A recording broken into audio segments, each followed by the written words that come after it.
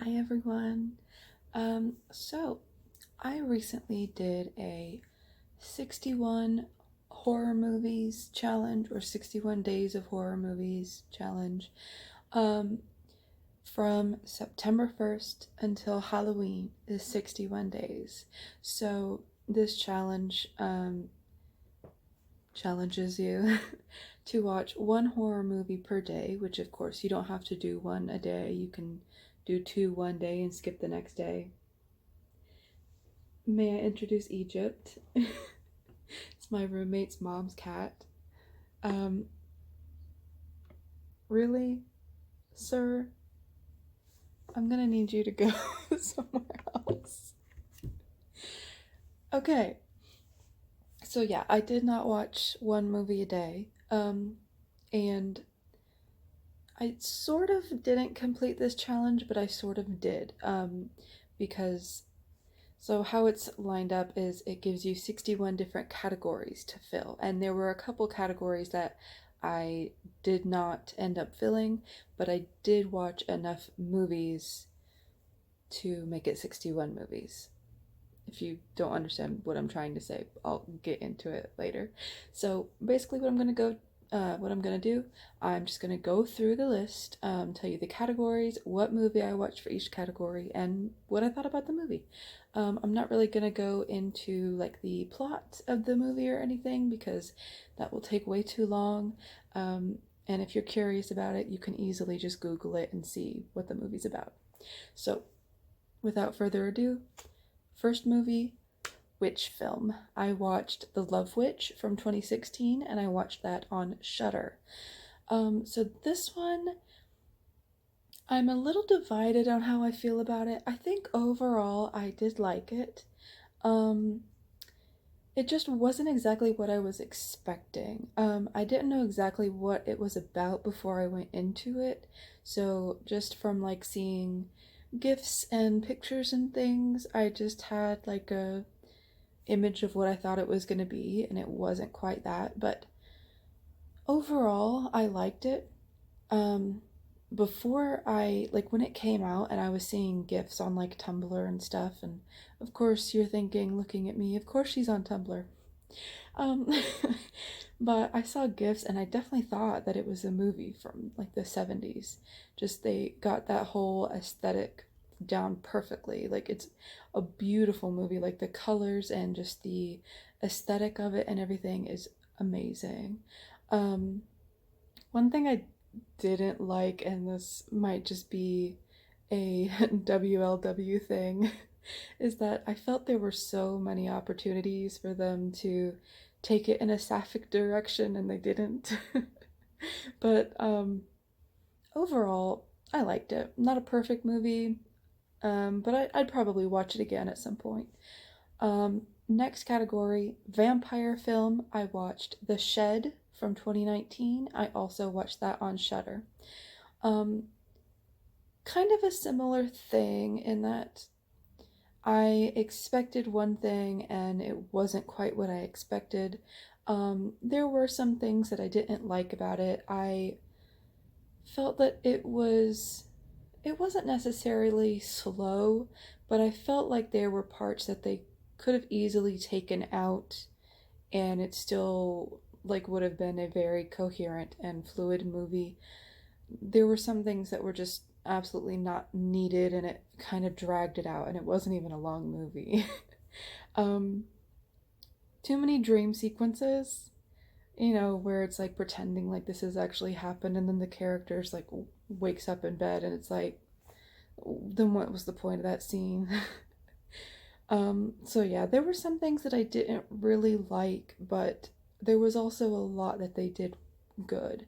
Um, so if you're looking for like a fun, not Halloween obviously because Halloween is over, but if you're looking for like a fun horror movie, that you don't have to take too seriously, this is a good one. Um, yeah, not perfect, but I liked it overall.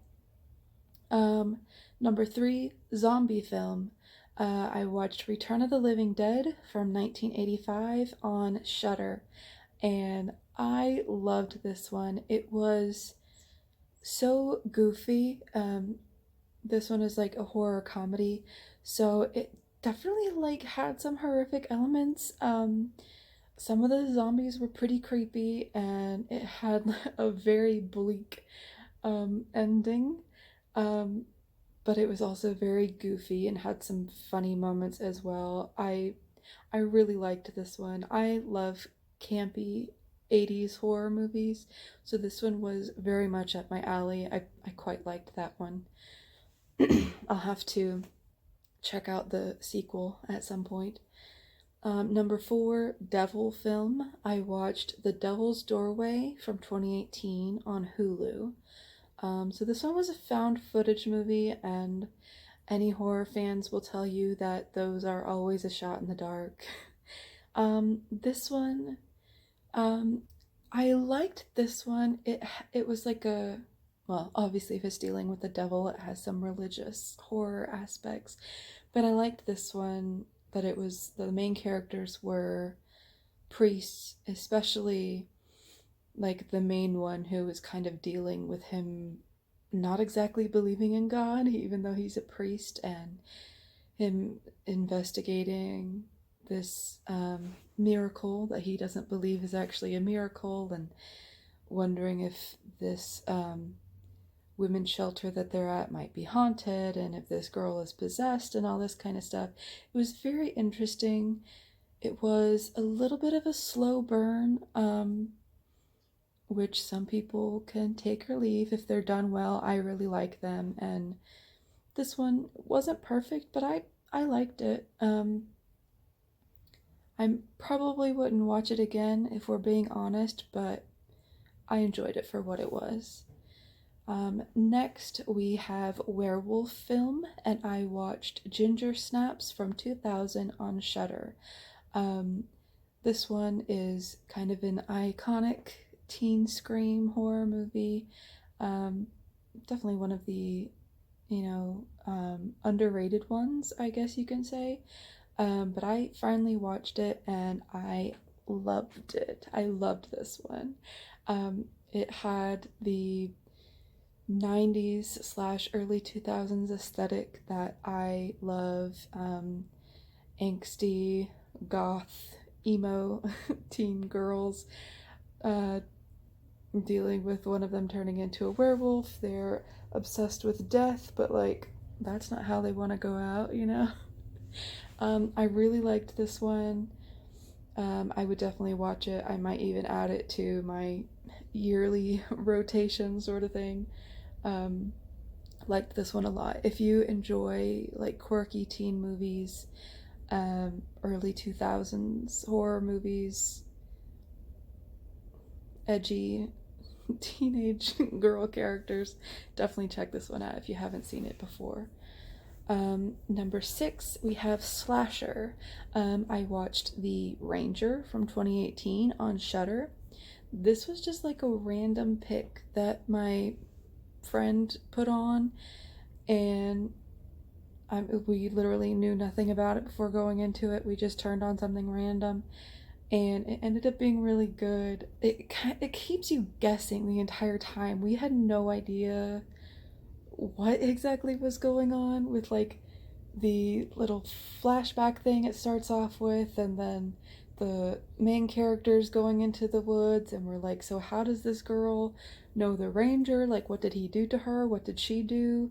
Like, it's it's definitely one that keeps you guessing, and it's really weird, but very entertaining. um Again, goofy, but it has a lot of good like gore and creative kills and that kind of stuff. Like, and an underrated movie, definitely. 'Cause I had never heard of it. You've probably not heard of it, but I recommend it if you like slashers. It's fun. Number seven was Nun Horror, and we watched. I say we because I watched this one with my friend as well.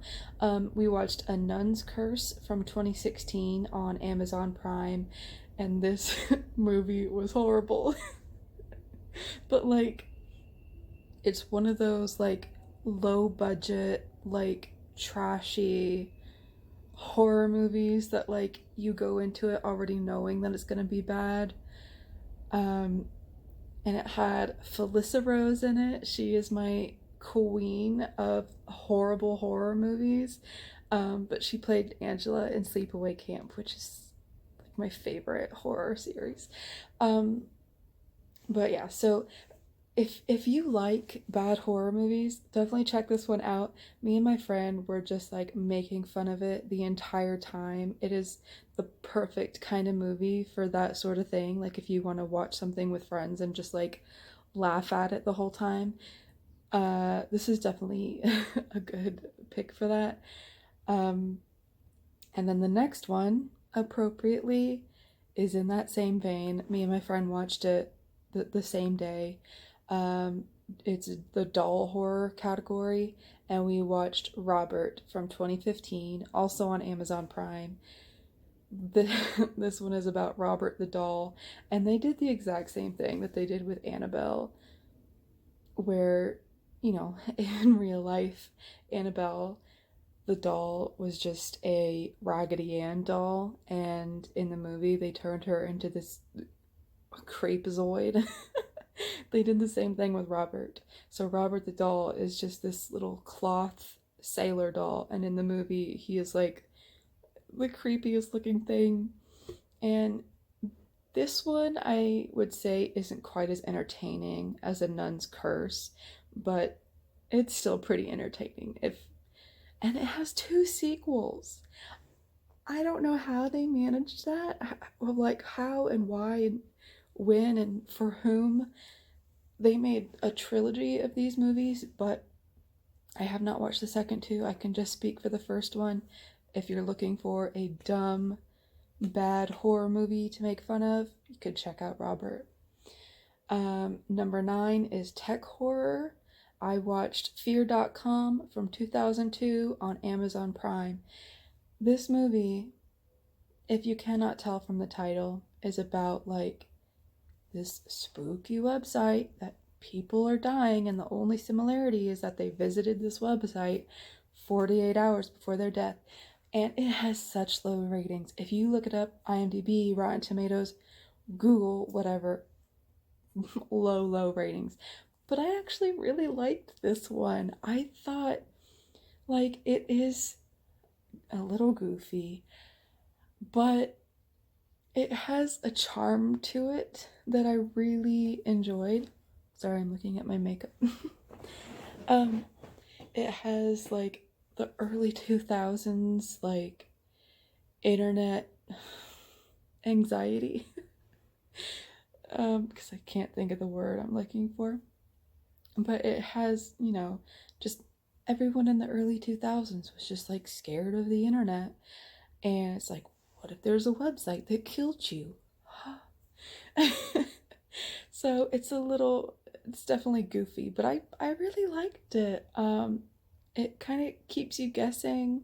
You're not like on the edge of your seat, like, where is this going? But you still aren't quite sure how it works, you know? Um, it gave me kind of similar vibes of Strangeland, if you've seen that one with Lee Lee Snyder? D Snyder? I forgot his name from Twisted Sister. If you've seen Strangeland, it kind of has the same vibes. It's kind of like that with like a supernatural twist to it. But yeah, I liked this one.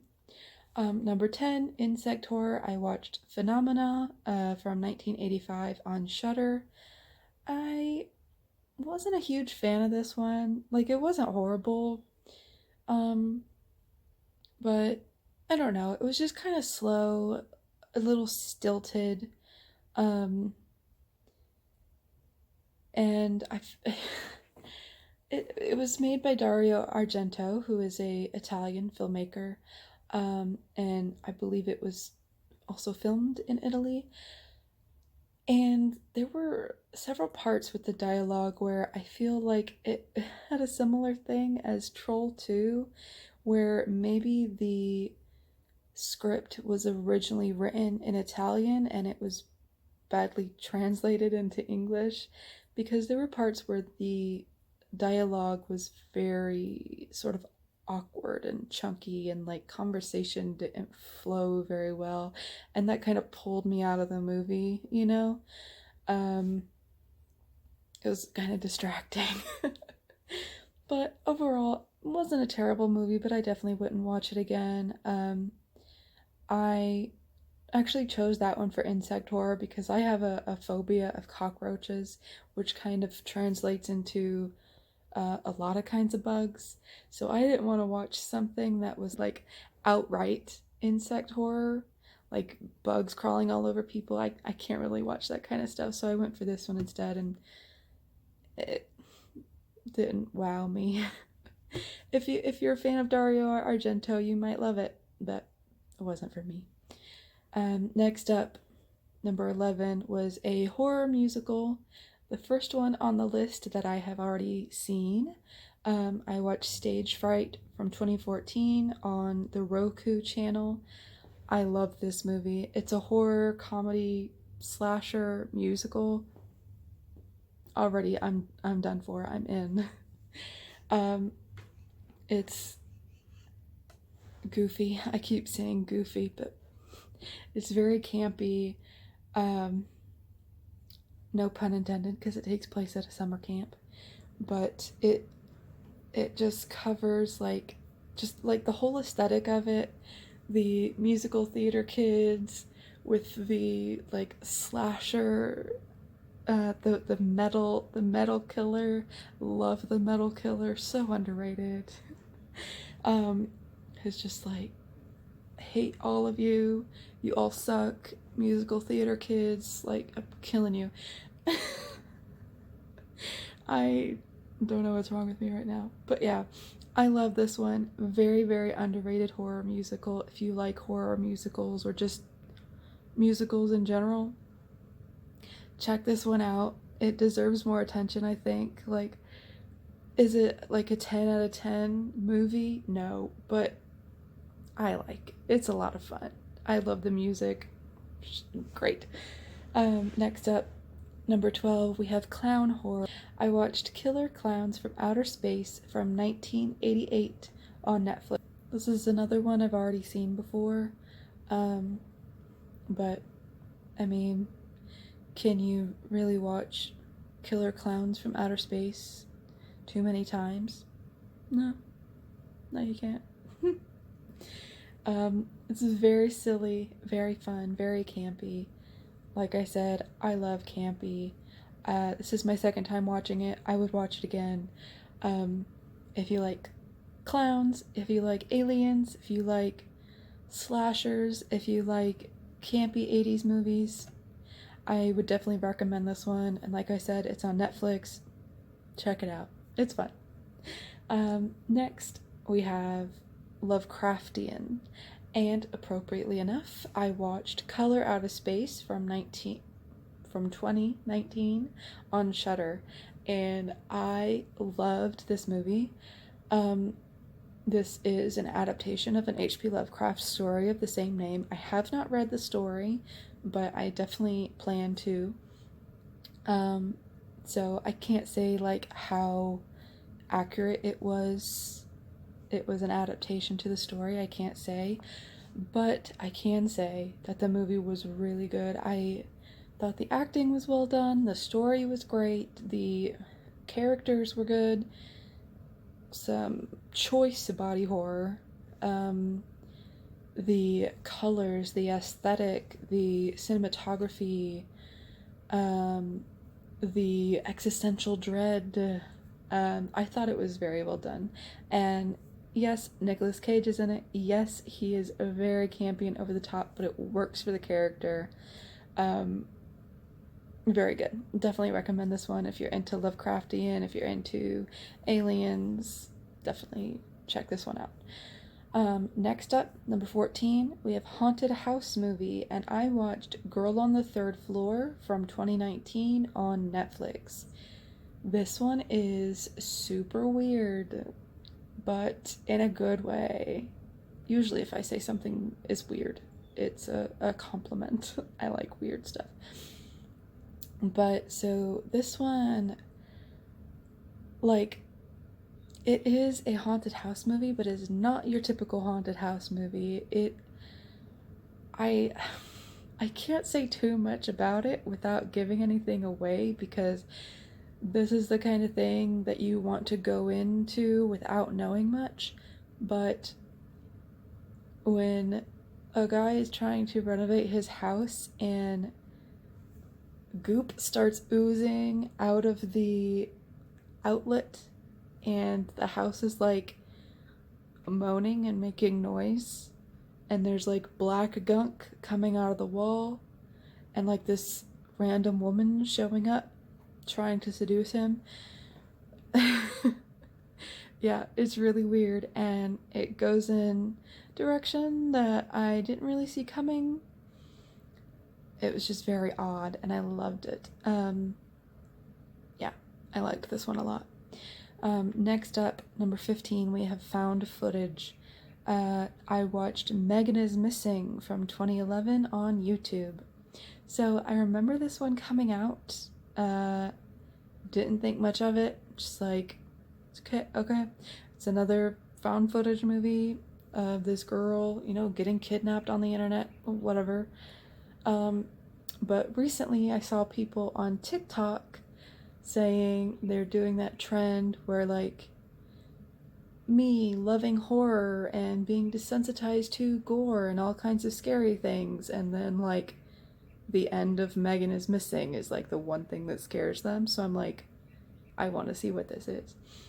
I rented it on YouTube and watched it, and let me tell you, that ending comes as a surprise.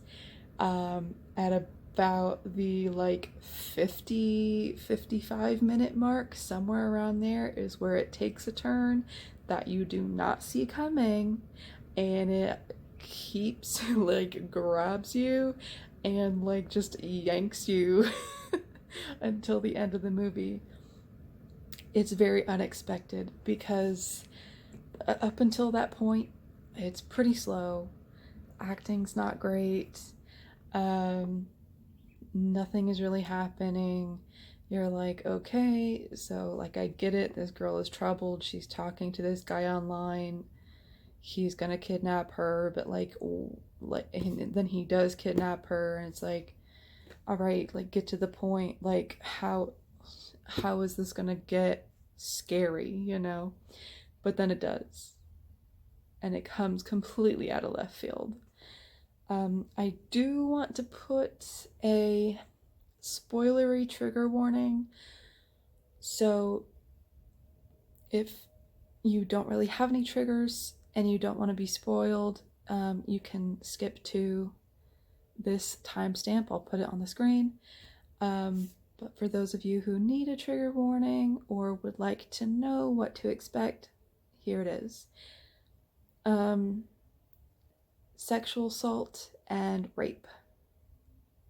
It is kind of hinted at, and like referenced with like these guys, like harassing these girls earlier in the movie, but later in the movie, towards the end, there is an actual rape scene and it is troubling. So if that is not something you can handle, you may not want to watch this movie. Just wanted to put that out there for those who need it. All right, so the next movie, where were we? Okay, number 16, Asian horror. Noroi, I don't know if I pronounced that right. Noroi, The Curse from 2005 on Shudder. This is another one that I had already seen before, but I really like this one. It is a long movie, like just over 2 hours, I think. But I like it a lot. I usually don't go for longer movies because I'm like, oh, that's such a commitment. This one is really good. The first time you're watching it, it may feel a little disjointed because it kind of jumps from scene to scene and you're not really sure how they connect at first.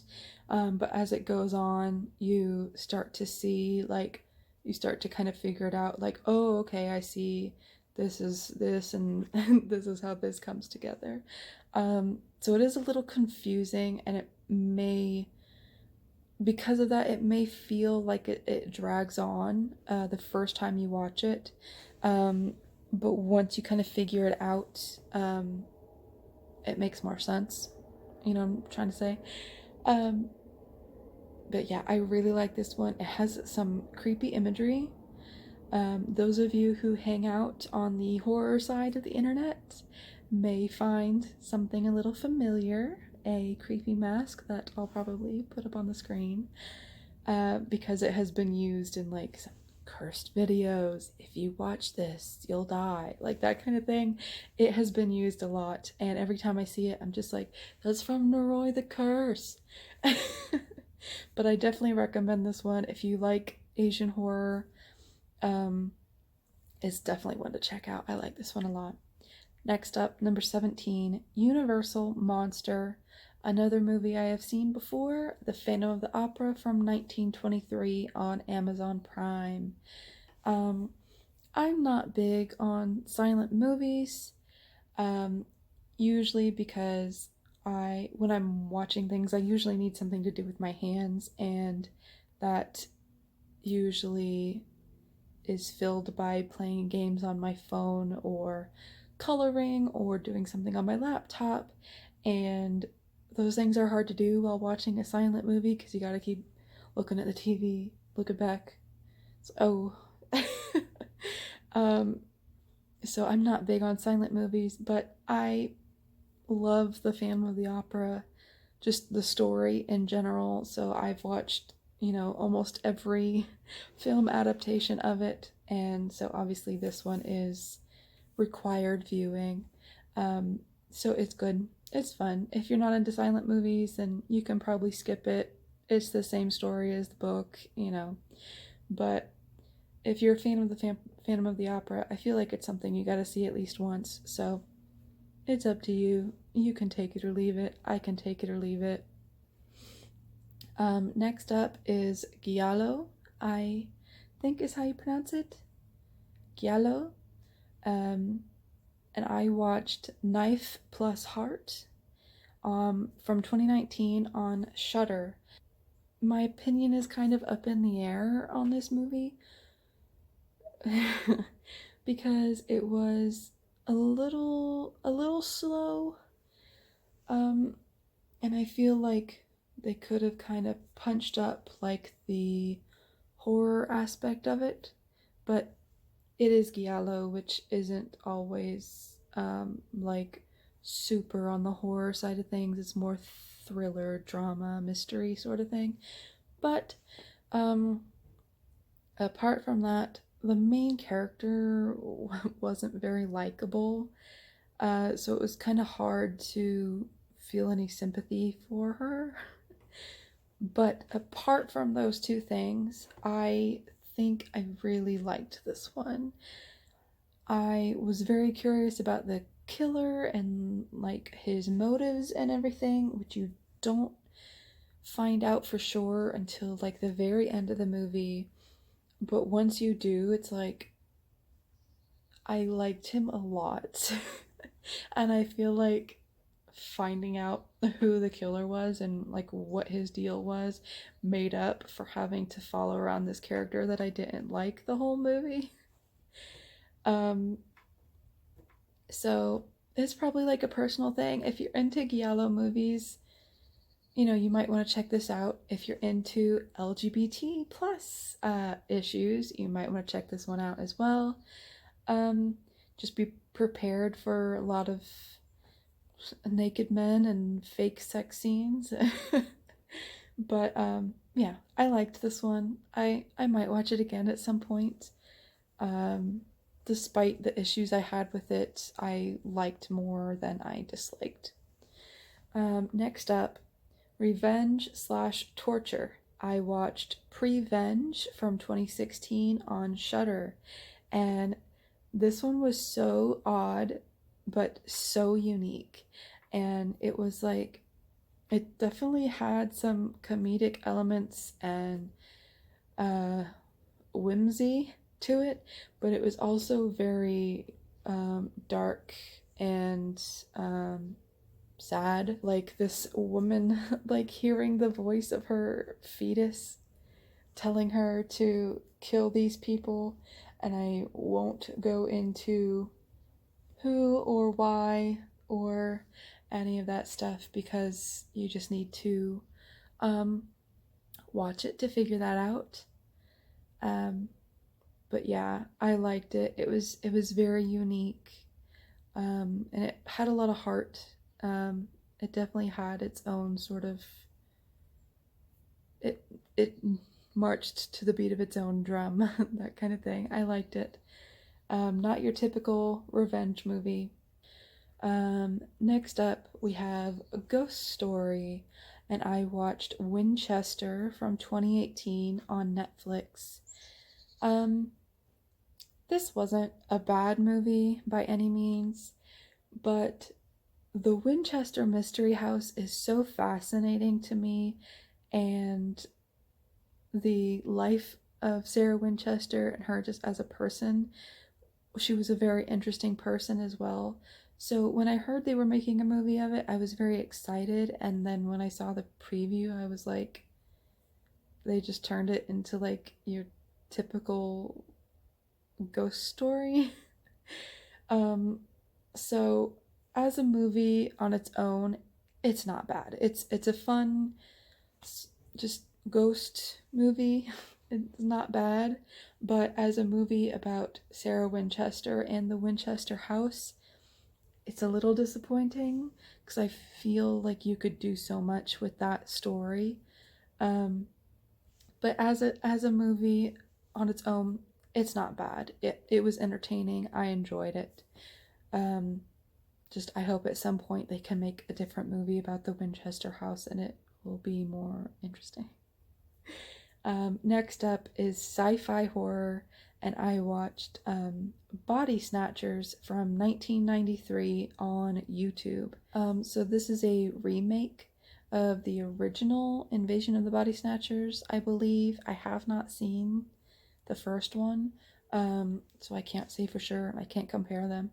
But this one, I liked it. It wasn't like, it didn't wow me. It didn't like hook me. Yeah, it wasn't like incredible. Once it got into the action of it and it like got closer to the climax and everything, it definitely kind of keeps your attention like, okay, what's gonna happen? But it wasn't like the best movie I've ever seen. It wasn't horrible, but I probably wouldn't watch it again. It was all right.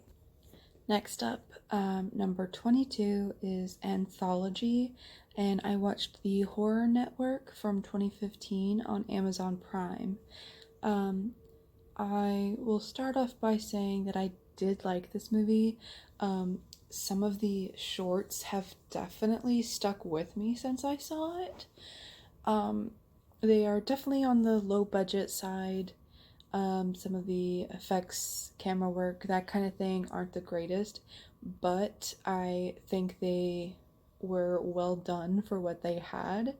I feel like it was unique. Each of the stories was its own kind of thing, very clearly made by different people, um, different atmosphere, I guess is what I'm trying to say.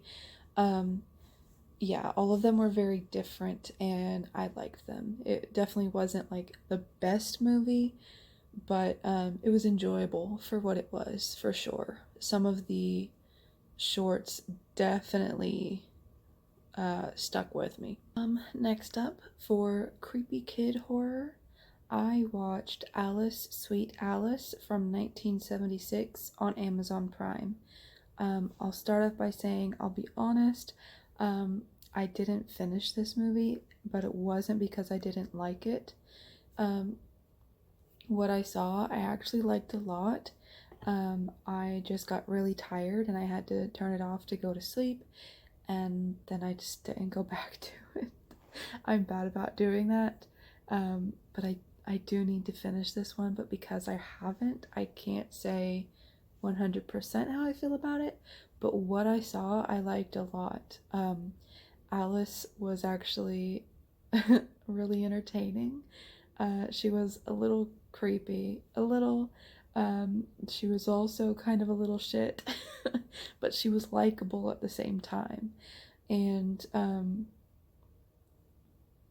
it keeps you intrigued. Like, did she really kill her sister? Did someone else do it? Um, and as far as where I got, you're still not entirely sure. I'll have to finish watching it to say exactly how I felt about it, but what I saw, I liked. Next up is Gothic horror. I watched The Fall of the House of Usher from 1970 on YouTube. And I mean, this is an iconic story. Love the story. This movie was pretty good. I prefer the version with Vincent Price because I just have a soft spot for Vincent Price. But I did like a lot of things about this. I liked the guy that played Roderick Usher. I liked him a lot. And their mother was definitely creepy. So yeah, there was definitely some stuff I really liked about this one. Overall, I would prefer the Vincent Price one, but this one was really good as well. I liked it. Next up is apocalyptic horror. I watched Bird Box from 2018 on Netflix, and this was my first time watching it, believe it or not. When it came out and it was being like memed to hell and everyone was talking about it, I did want to watch it, but I wanted to read the book first because I heard it was good. So I bought the book, I read it, I really liked it, and then I never watched the movie. but I finally watched it.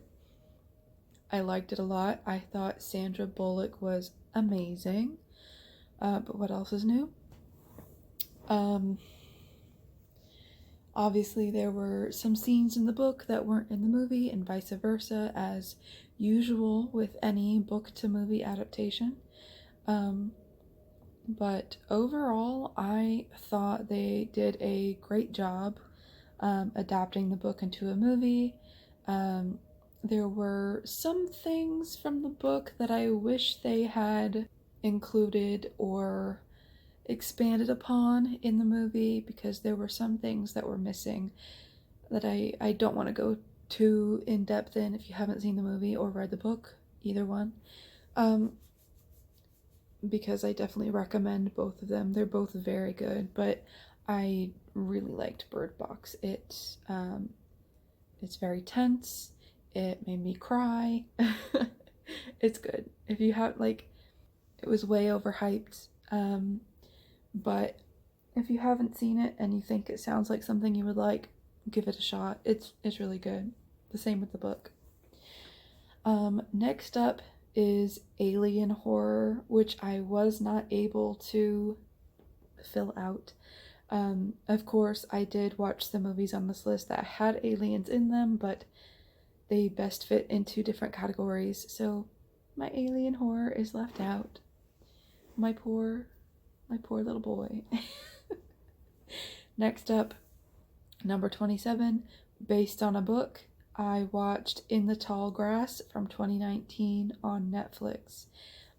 This was based off of a novella by Stephen King and his son Joe Hill, and this movie was crazy.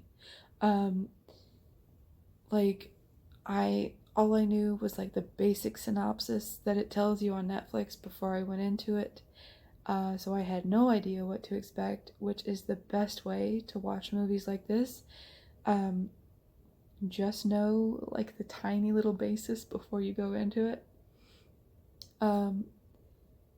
Because then it'll just leave you like completely confused, like this is going where? This is who, why, what, when? I thought it was really good. Took some twists and turns I was not expecting, left me confused. The only thing is that I saw Patrick Wilson and I immediately was like, this, you can't trust this dude. No tea, no shade to Patrick Wilson. I'm sure he's a great guy. Just after seeing him in Insidious, every time I see him in a movie, I'm like, something's up with this character. I could tell. He's a great actor though, and he's like really good at doing that. Um, but yeah, I definitely recommend this one. I liked it a lot. I'll have to read the novella at some point. Next up is Eco Horror, which I also did not get filled out. Next up, rated PG. I watched Monster Family from 2017 on Netflix. This was a cute movie. Um, the it was definitely silly, but I mean, it's a kids family Halloween movie. What do you expect? Um, I feel like if you like Hotel Transylvania, you'll probably like this one. Um, Hotel Transylvania is definitely better than Monster Family, but I think this is a cute movie. Not one I would rewatch, but I don't really watch kids' Halloween movies much, other than like, you know, Hocus Pocus, stuff like that. Um, but if you've got a family or you just like watching kids' movies and you want something new for a Halloween lineup, you can definitely check out Monster Family. It was cute. I don't have any like huge complaints. Has some great voice actors in it. Like I believe Jason Isaacs was in it. I think he played Dracula. Catherine Tate, Nick Frost, um, Emily Watson. Lots of great British actors in it, and it's cute. It's harmless. Check it out if you've got kids. Next up is Viewer's Choice, and I watched Fade to Black from 1980 on Shudder. Uh, so this movie, another super campy 1980s horror movie. Well, 70s/80s, since it came out in 1980. They probably filmed it in 79.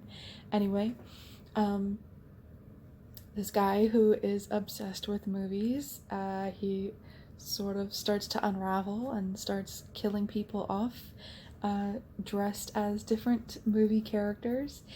And he's played by Dennis Christopher, who is just like, he's so cute. Okay, Dennis Christopher in this movie is just like exactly my type. Super skinny, dorky, obsessed with movies. Looks really good as Dracula. Okay, enough simping over Dennis Christopher. This movie is really fun, really campy.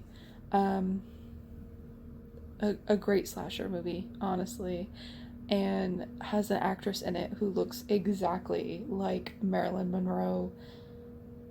What more could you ask for, really? Why does the street cleaner have to be here right now? They were just here yesterday. Do you see this rainbow on my face? Oh, the gays.